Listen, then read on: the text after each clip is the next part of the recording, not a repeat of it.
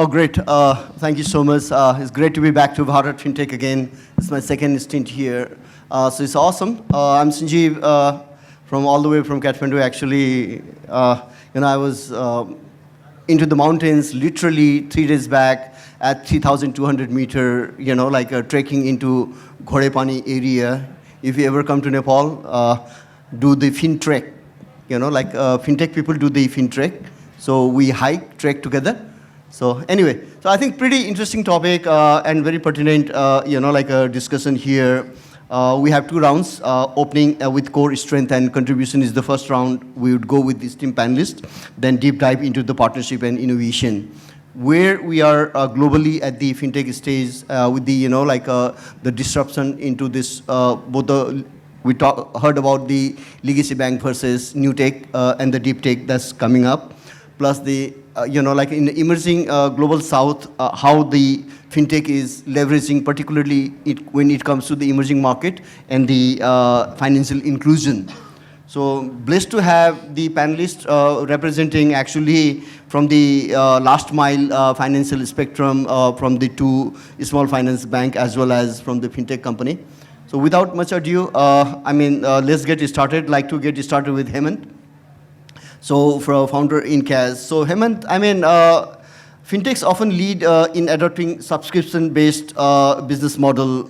And how are you leveraging subscription service to build recurring income streams in payment?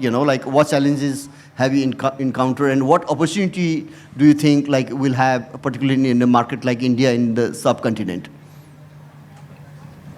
Sure. Thanks. So, I think you are absolutely right. Fintechs have been at the forefront of adopting subscription-based revenue models while partnering with the banks. Essentially, that are kind of aligned with banks' need, delivering value and enhancing operations. But the key there is that it has to be a revenue model, which is kind of integral to bank's daily function or customer service, thereby creating a dependable revenue-generating long-term income. But essentially, if you look back in the past, there have been business models or revenue models which were capex-driven, and then followed by AMCs, which typically banks gave to vendors or software providers. That actually changed with the advent of fintechs, and essentially in the last fireside chat also conversation was going around between from a legacy system to microservices to platform approach. I think this is continuously changing across the board. Essentially when we are talking about our specific use cases where InCash is leveraging. How InCash is actually leveraging, I think there are 3 areas primarily we are working with the banks. One is post our PA/PG license. We started working with banks on a white label payment gateway or a payment solution, which essentially means that not only providing a complete digital payment experience to banks' customers, which is in a fully branded manner, but also providing fraud prevention tools, end-to-end digital merchant onboarding and other stuff. The second area is again, platform as a service, right? We built a platform which was more towards, commercial card use cases, and that phenomenon was global till, it was stopped in India. Commercial card use cases were limited to TNEs before we started, and we built use cases around vendor, tax, bill payments, and multiple other use cases which were there. And then again co-branded credit cards is right. At a B2B side. We have beautiful modern age card management system for the banks who are not having their own card management system, which works beautifully on both on credit and prepaid cards. But those banks who are already having a card management system, we kind of built an experiential layer which is kind of customer facing. And provides a DIY kind of environment for the customers, which is kind of missing right now in the ecosystem. And all these business models, if you look at, right, it is not capex heavy. It is more towards, annual or a monthly fee plus, you know, transaction processing charges, pay as per use. Right. But you know, while, you know, there are multiple other fintechs which are kind of, you know, working also in this space, but there are common challenges which everyone actually faces. One of the challenges is is integration complexity, right? The legacy systems actually, banks' legacy system actually take a lot of time and effort to integrate, which actually pauses or delays the recurring revenue stream. Then the second part is in terms of longer sales cycle, right? Because there is a process associated with bank in terms of negotiation, internal approvals, then, you know, project implementation plans and other stuff.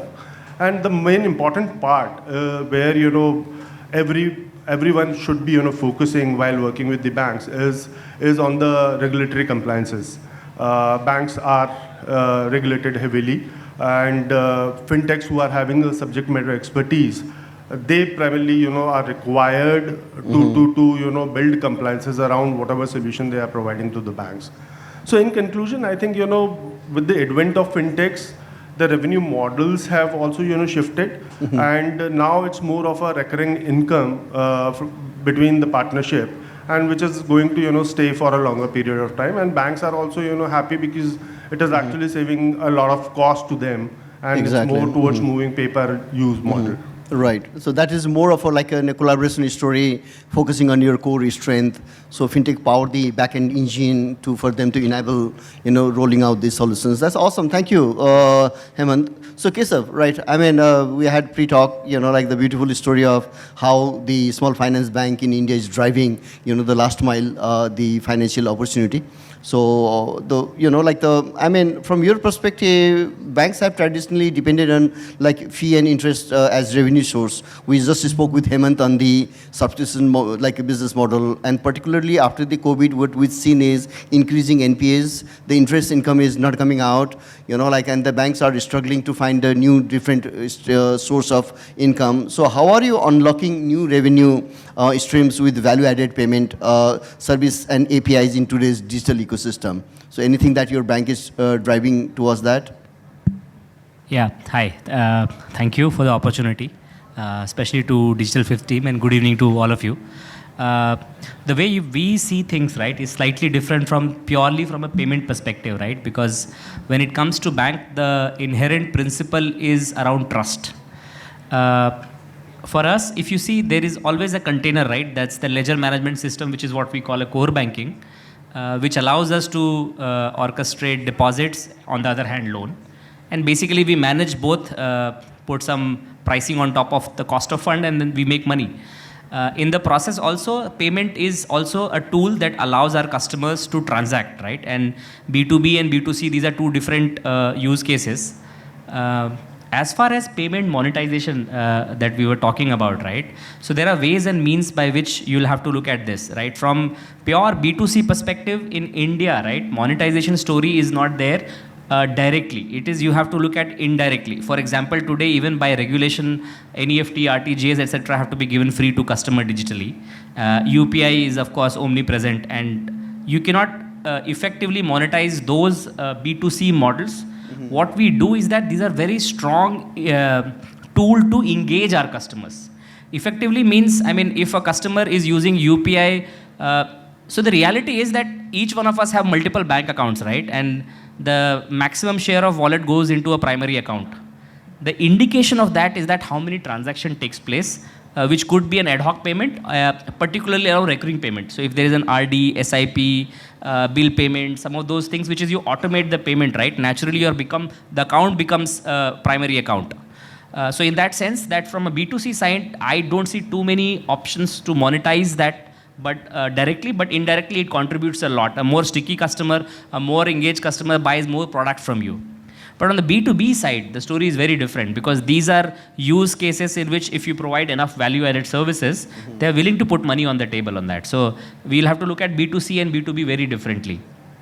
Now, in the B2B side also, banks have two models. One that we directly provide those APIs that we were talking about, or we collaborate with somebody like an Encash, for example, right? Both models have pros and cons. but particularly around the regulations and around the risk. I think just to correct little bit to my friend here is that they have also become an RE now. So from the regulatory standpoint, I think they'll be far more scrutinized, and I think that's a good for the ecosystem because even in the entire system, when we collaborate with a fintech and as a bank, right? If one chain is broken, the trust actually gets broken irrespective of where it is broken, right? So the point is that everybody has to understand the nuance around data security, around the compliance, especially when it comes to a lot of money laundering, etc. that happens. We'll have to be, ensure that we collaborate in a manner that those things are also well protected. So for us, B2B story is where we see monetization. B2C story, not direct monetization, but more from a perspective of, creating more sticky customer, more cross-sell opportunity. Everybody wants the customer's account to be primary account. All banks, that's one of the key objective. And payment in that sense really helps. Now on the B2B side, again, when it comes to acquiring, you have models which are centered around UPI or various other form factors, right? So you have cards, you have net banking, you have UPI and stuff like that. Each one of them behaves very differently, right? Right. And the cost models also varies from each kind of form factor. So effectively, it's the synergy between various form factors, the kind of platform that you bring on the table, provide convenience, and ensure that a seamless experience is given to the customer. So a recall value of payment is far more important than just plain vanilla monetization, is my take on from a bank side. No, thank you. But what I read is like B2B, when you say that you are saying B2 small b. It can be small or it can be large. Right. So, for example, there is So- an NBFC, for example. They have payment solutions, they have collection needs. Right. They need a bank at the back The end, right? MSME types, An right? MSME, or it could be a large enterprise as well. Let's say Book My Show or a Netflix also Perfect. needs a payment and collection solution, right? And that is where the more the opportunity and the greenfield, great. So Sandeepan, so great from the PICE. Fintechs are known for, I think I just want to interconnect what the discussion happened before.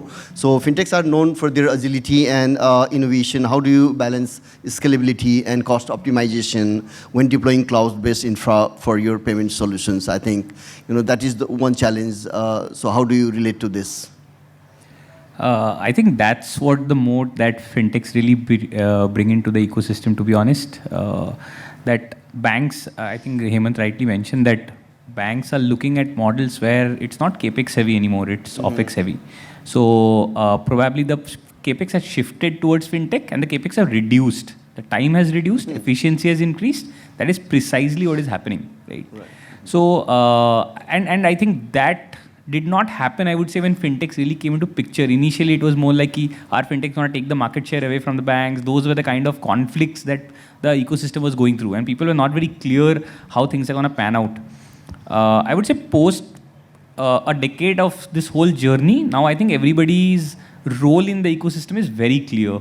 Fintechs are bringing in more value in terms of building agile technologies, delivering it faster, making all the changes which a bank expects. Very vertical focused solutions are coming, particularly when it comes to B2B. A lot of solutions are getting built out, which is technology heavy, which requires those customizations, which banks also want for those particular industries.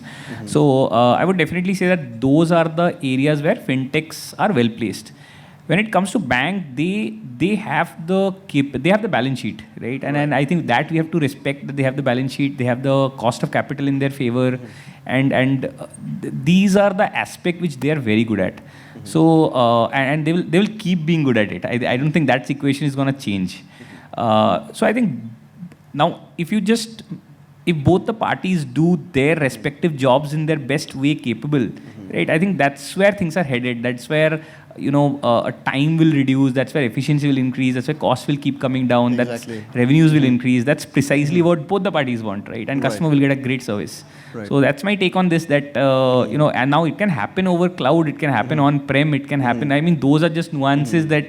How do you want to deliver the solution at the end? I think those things can be figured out. I don't think that's the main point that needs to be discussed. Yeah. Although an open point I would really say is customer ownership keeps becoming a very big pointer between fintech wants to own the customer, banks want to own the customer. I think that's a point that I think should be up to discussion. I don't know, maybe it should just belong to the bank itself, as long as fintech also keeps, will be able to serve the same customer over a lifetime. Right. So that's my take, yeah. But very interestingly, what you raised is, I don't know, like, has the capex shifted from bank to fintech company, or the capex has spread it out in a small ticket size?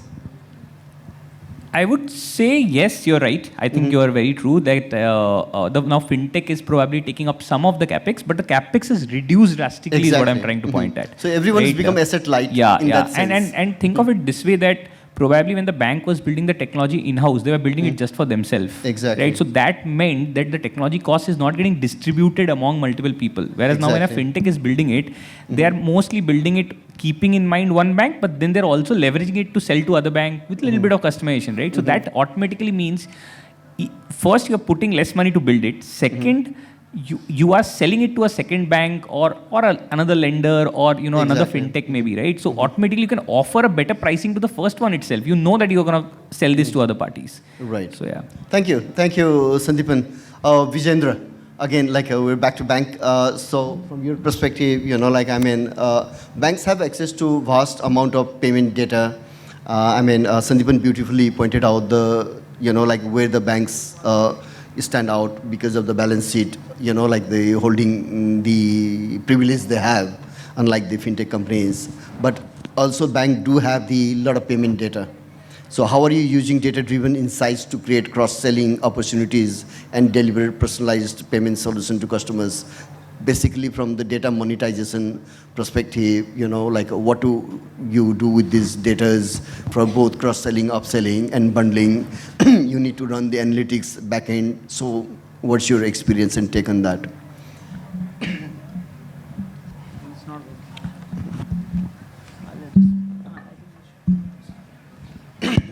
Yeah. Thank you. I think first of all, at our bank and personally me, we look at payment not only as a record of transaction. It is actually a window into customer behavior, right? Exactly. So, and basis the behavior, you can arrive at multiple decisions. So I think that's payment in a way. I mean, the way payment touches every customer, especially when it comes to bank, is I don't see any other instrument which touches a customer the way payment touches, right? Practically, the amount of data every bank owns in terms of the customer, I would say 70-80%, probably even 90% will be payment related data. Yes. So that's number one. How do you harness that data? How do you utilize that data in order to, of course, the biggest point we are also speaking is how to increase the ROI. When we come to ROI, how do we actually utilize that data to cross-sell? That's what you also mentioned. But before cross-sell, I think the more, the pertinent question to ask is, have you understood the customer well? Exactly. And I think payment data gives you that window to understand that customer. Not only you get the demographic, you also get the transaction pattern, you also get the preferences, you also get, spending pattern, behavior, and it's so much of data into it. And with, of course, the kind of tools which we have today in terms of big data analytics, or of course, machine learning, algorithms, now we are talking about AI. All these tools is only going to help us to analyze this data better, make personalized offering to customers depending on what exactly you want to sell. And of course, on top of it, this will be, of course, we are already seeing hyper-personalization, mass amount of data being churned out, and you are throwing offers to the customer. So there are n number of use cases where we are using this data to personalize offering, credit underwriting, auto-enhancement of limits, targeted campaigns to customers basis their preferences and choice in terms of marketing campaign. So we are actually planning to build an engine on top of, of course, a MarTech solution, which will target customer basis their preferences. And here payment data is very, very important in terms of what exactly we are going to offer. That's something. Then, huge amount of credit card data, UPI data, we have NEFT, RTGS, IMPS data, ATM data. All is actually giving you a window to actually look into the customer. Where we are moving from here is actually how fast you can process the data, how you can utilize that data in a real-time basis, because that's very contextual. Exactly. Unless and until your data utilization become very contextual and you are able to, utilize that data at that moment of time, embed and build your offers accordingly to that customer's preference and choice, and you're able to offer that. Of course, easier said than done, because this whole thing requires everything to come together. The partnerships has to come together, the core technology has to come together, the MarTech platform has to come together, the campaign engine has to come together, everything has to come together to make this possible. But I think we are moving in that direction, and payment is one data which is going to help us to reach there very soon. No, thank you. That's, two things coming to my mind. One is, like, the banks would now have to pay more attention to UI UX perspective, designing the interface that facing the customer differently to meet the lifestyle need of each individual, right? So so it is a data-driven economy. Then how would you design the, from the Gen Z to, retired generation, the UI UX of the entire, interface should also need to be taken care of. Oh, that's awesome. So we'll get into now round two, deep dive into the partnership and innovation. So actually, let me start with Keshav, right? So embedded finance is revolutionizing the way banks partner with third parties now. How is your bank leveraging partnership within embedded finance? Particularly, I think for a small finance bank, that's even more relevant. Finance ecosystem to drive profitability while ensuring customer trust. Because the customer would be getting the service through different channels into the embedded finance, it's not your traditional, off-the-shelf kind of a banking product. So, Yeah. As far as embedded finance for a smaller bank is concerned, it's not a question of choice, right? We don't have that option of not doing it. If you look at the other larger banks, they have a very large distribution reach across the country with thousands of branches, right? If we have to take the same path, we will also take decades to build those kind of distribution. Inherently, what we have done is that we have built an infrastructure by which we can embed our journeys across various kind of platforms. So there are two things. From a bank's perspective, it's almost impossible to build thousands of branches in the context that presently we are in. Also, what we realize is that in the digital side, if you don't do it, the cost of acquisition is very high. So for us to make the model sustainable and profitable, it's important that we collaborate and embed our journeys into the partners who have access to customers.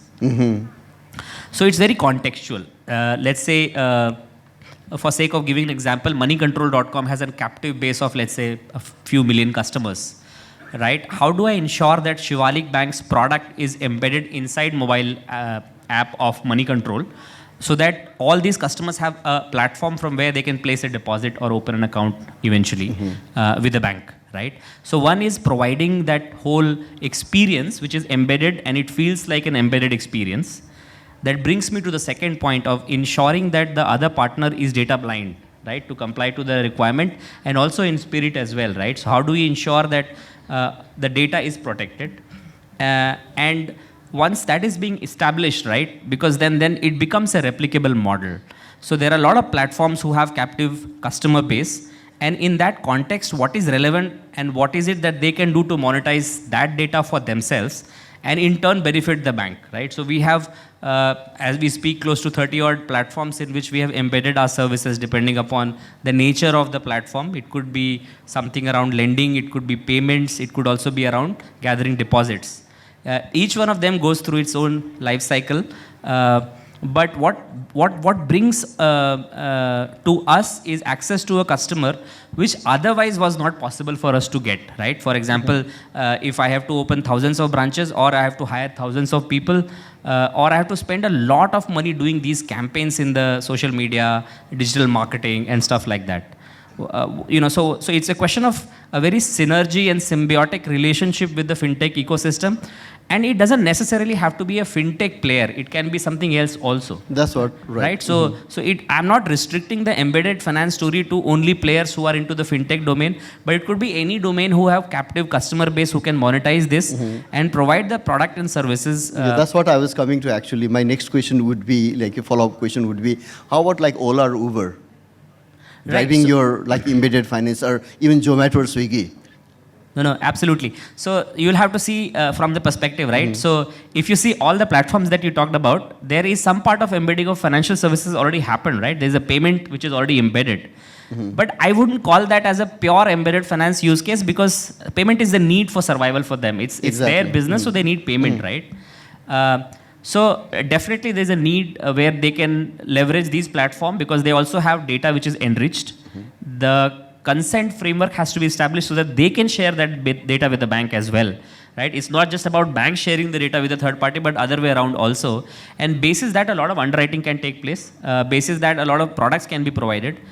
One of the important thing in the embedded finance system, which is what very encouraging these days, is the ability for a bank to onboard a customer completely paperless without actually meeting the customer. Right? In almost all the individual onboarding with the use of video KYC, and I'm quite hopeful and looking forward to the facial recognition KYC being, the specs are out, right? It's a question of how the regulation actually gets formulated when it comes to policy. But with all of that, I think today, technically, you can onboard a customer completely paperless. And I think there are a couple of more things that has happened, which is quite interesting. If you go back, let's say 5-10 years back, if you have to open a deposit with a bank, you actually have to open an account with the bank, right? Because the payout will come back, the deposit, when it matures, it hits the account. You were dependent on the bank to give you your TDS statement. When the TDS got deducted, each bank will give you TDS statement. With the advent of things like AIF, right, where you actually get your annual system, AIS, so you actually get your annual account statement in which all banks' TDS is already in one place, which is simply used for your tax return filing. So you don't have to open an account. You can actually use things like UPI or net banking to transfer money to the bank, who is giving you a better rate, a better experience. Your taxation perspective is pretty simplified with the introduction of things like AIS. The need to for a customer to really do everything with one bank has gone. So I can pick and choose, saying that deposit I want to place with X bank, who gives me better rate. Loan I will take from a bank maybe who gives me lower rate, right? And stuff like that. So you can actually, and from payments, you can go for a better experience, better seamless experience, less failure, less risk. Okay, So the customer is getting empowered with the use of an advent of embedded finance, where they can decide what they want to do. On the bank side, just by last 2 cents, is that you can actually price the customer much better, because your cost from an OPEX perspective or even from a CAPEX perspective has gone down substantially. The pricing benefit can be passed on to the customer. So that's how I look at it when it comes to embedded finance. Yeah, thank you, Keshav. That's pretty insightful. We'll talk more on that. So, Hemant, moving on to you. Partnership with banks and other ecosystem players are critical from the, both fintech, and I think you highlighted some of those aspects as well. Can you share an example of how a recent collaboration helped enhance profitability for all stakeholders involved? So do you have any, kind of those? So I think, there are multiple examples which are there, right? For example, Vijendra was mentioning about fintech partnerships on the payment side specifically, and talking about analyzing the payments data. One of the recent examples for it is ICICI Bank and Amazon Pay partnership. Right. And essentially, when we look at that partnership, ICICI Bank got benefited because they were able to issue millions of cards. Essentially, the same thing what Keshav was talking about.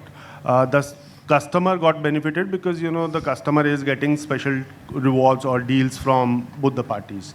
And then Amazon Pay again got benefited because they were able to create a customer loyalty and seamless payments experience. So essentially there are many examples, be it banking infra side or a standalone platform side, or different products and services when we are talking about, like Ola, Uber, Zomato, and Keshav talked about money control. So enough of examples, but when we are talking about these examples, they are clearly indicating how the collaboration is actually strategically helping both the stakeholders, or all the parties who are kind of involved into that entire value chain. Speaking about specifically from our experience, when we got our PAPG license, and then I was actually talking to Sandeepan also before this discussion, that while you are providing payment services to the customers, and there are other payment solution providers also who are having excellent technology, but they are restricting themselves. Either they don't want to be having a license, or probably they are restricting themselves. And then we as a RE, which I'll correct now from Keshav's point, we can kind of provide that kind of a payment solution which is under the compliance, taking care of everything, and they can continue grow their business, and customer value chain will continue to keep on growing. So and same applies to banks as well. And when I was talking about white label payments services, and as Vijender rightly mentioned, that essentially when we are talking about fintech or any partnership with the bank, the clear aim is either to have new customer, Right. or service the customer better, or some kind of partnership which is, or especially in payments area, it is impacting the CASA balance directly. And then, it should be, providing upselling or cross-selling opportunity, which Vijender was also, talking about. So these are the few things which are there, which is kind of, beneficial to every stakeholder, and it brings profitability to everyone. Right. So that's what I'll try to, conclude on that side. No, thank you, Hemant. That's pretty helpful. So I think Vijen, what Hemant mentioned, like the kind of your examples. So I'm coming to you on this scalable cloud-based infra that promises to optimize cost and boost efficiency.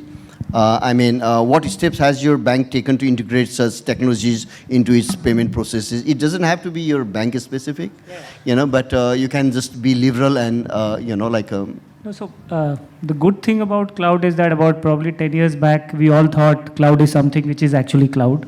It's not actually cloud. I remember. So I think we have a fair bit of understanding now what is cloud, including us bankers. So we have moved from a stage where cloud was being sold as something which will reduce your cost by 90%. All your servers on-prem, everything will go away. You'll have a huge amount of space to get. So I think we have moved away from that.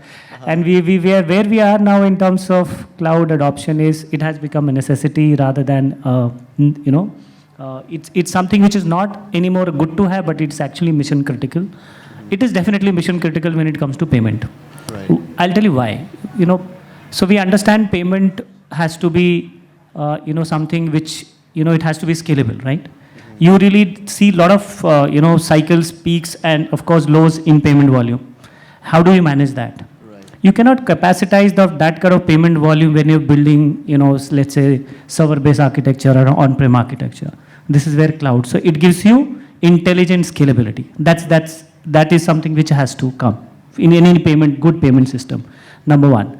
Number two, we all know what is the inherent risk in terms of any payment processing. So you want to have a very secure and robust payment system where you have fraud prevention and money laundering, logic built into it. And all these framework, when we are talking about building these frameworks and embedding these frameworks into your payment stack, then clouds come handy because clouds will help you to secure this seamlessly. So securing your entire payment stack seamlessly, cloud is very, very essential. And third element is very, very important is, I think Hemant also spoke about, is the connectivity challenge, right? When you integrate with your banks, that's the biggest, I think that's the single biggest problem we are trying to solve when we talk about fintech partnership. And this is again where cloud, comes into picture. In fact, just to be on the lighter side, our few of the fintech partners are very, very happy that we have moved to AWS. They were actually happier than us, because they knew that a lot of problem will get solved. So again, so it helps us to connect effortlessly. Right. So these three elements put together, makes cloud as critical as any other thing. And of course, to build on that, we have, Kubernetes to orchestrate the entire payment journey. Then we have various other technologies, which obviously I'm not a technocrat, but I will definitely say that when it comes to adoption of cloud, especially in banks, you will see payment taking the forefront. That is where the first use case start. Right. And even in CSB Bank, now we are on a entire actually tech stack modernization. We have taken an approach of hollowing the core. We have moved the entire payment journeys, payment logic, business logic outside the core banking. So that is something which is a necessity for us, because Right. we really can't handle that kind of a UPI volume or an IMPS volume if we remain into core banking. So that's how something we are So doing. in addition to the cloud, right, at one hand, like, the cloud like kind of infra, at the same time, on the other side, this API, plug and play kind of stuff. So that is giving some new opportunity to the bank, at least to focus on, driving the business. Yeah, so definitely. how I do mean- you think this, combo of both the cloud and the API bank in a box kind of environment is making the banks more lighter? So obviously cloud comes first, because without cloud API is of no use, because your Right. connectivity will always get compromised, and you don't have the scalability option in your, you can't really provision for that. Exactly. And if you actually going to provision for that, then it will cost you as much as, your ROI will never be there. So so cloud has to be there in terms of you have to have, a API led strategy, and without, and in fact in the previous session also, I think Indraneel was talking about how they have developed their entire API stack. They have now probably built 800 APIs. We are also on the similar kind of a journey. We don't have as robust or comprehensive API libraries, but yes, in order to have a comprehensive API library to connect with the external ecosystem, be it fintech partners or be it, like embedded in your journey in various other journeys, it's super, super critical for us to have this approach coming together Yeah. and help us to Good. reach where we are. Thank you, Vijendra. Kesav, you're saying something? No, I think since we are at payments, I just completely missed the whole point around cross-border payments, right, which Right. we haven't touched upon. So I just wanted to say that when it comes to monetization, it's far more profitable and easily monetized when it comes to cross-border payments, both inward and outward. India is a huge market when it comes to payments.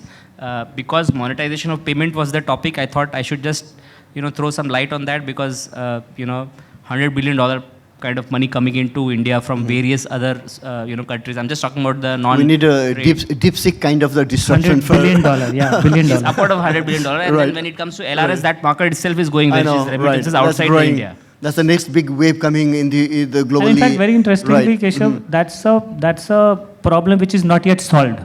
While Yes. we have removed a lot of pain areas in the domestic payment journeys, but the pain areas in your overseas payment, whether it is inward or outward, the problem, though the pain area still remains. It's work So- in progress, I guess. Right, it's a but I think WIP things like and- CBDC and all of that coming into Yeah, picture, things will change. I think that's the next space to watch out for when it comes to payments and monetization. No, of my payments. personal hunch is the blockchain is going to reinvent itself into cross-border, and we'll see a new wave coming up in next 5 or so years. And I don't know, by 2040, the banks like us would exist or not. So that's interesting. But Sandeepan, right? I think at the demand for seamless and instant payment grows, what innovations is your organization exploring to drive profitability while enhancing customer satisfaction? I think when it comes to instant payments, a large amount of work has been done by UPI. We, by virtue of being in the B2B space, what we are looking forward to is that, how does that real-time payment translate into large ticket size payments? And of course, it comes with its own set of challenges, because of which there are like separate RTGS rails, which goes to separate settlement cycles and stuff like that. I think that there is a large innovation possible there. Don't know, will it be a part of UPI as a network, whether it will be, a different network altogether will get created. So I think that's a space where innovation will come through. Having said that, few other areas, like how rightly Keshav mentioned, that will it be CBDC, how you mentioned, will it be blockchain based? I think frankly, is that really the solution, how it will go forward? That I'm not very sure. It can still be the rails can still be the same. At the end, we are talking about real-time information exchange, and there has to be a settlement. How soon can we bring in, right? Like where, and especially in cross-border, I think, if I'm not wrong, I can be wrong on this side also, to be very honest. But when we're talking about cross-border, information exchange can 100% happen real-time. I don't think that's really a problem statement today. The problem statement, how does the real money moves, right? That settlement is the leg which needs to be solved. So yeah, I'm very certain that those are the areas it will get improved over a period of time. But yeah, I just want to add a quick thing what he was mentioning. I think one of the bigger point on the cloud part, what probably I would like to add is that at the end, we're talking about bank customers' information on a bank side. Relying on cloud has a much larger benefit when it comes to data recovery. Imagine your data center gets flooded. One more, if you have another data center at a different geographic location within India, that data gets protected, right? So, and then recovery can happen. So I think Great, Sandeep. I think give us that opportunity. I want to go above the cloud now. I'm from Mount Everest, so that is above the cloud. And data center can be hosted, the global data center can be hosted in Nepal for sure. So with that note, thank you so much for the panel. And I'd like to invite everyone to visit Nepal and trek with me for a FinTrek. So just buzz me if you want to come next trip on the FinTrek in Nepal. And to the audience, I think we did not take questions. I think we'll be outside. So if any questions, please meet us outside. Thank you so much, everyone, for this interesting and informative session. It was really very, very nice, and we would love to appreciate and thank you guys here with mementos, requesting Vikrant sir to kindly do the honors for us. And yes, so we're going to have another very, very interesting panel discussion soon.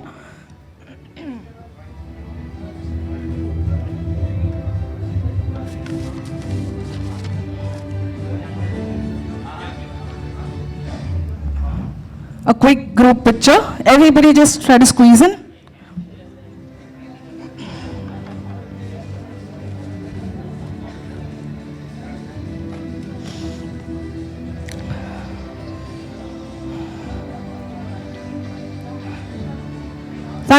Thank you so much once again, everybody.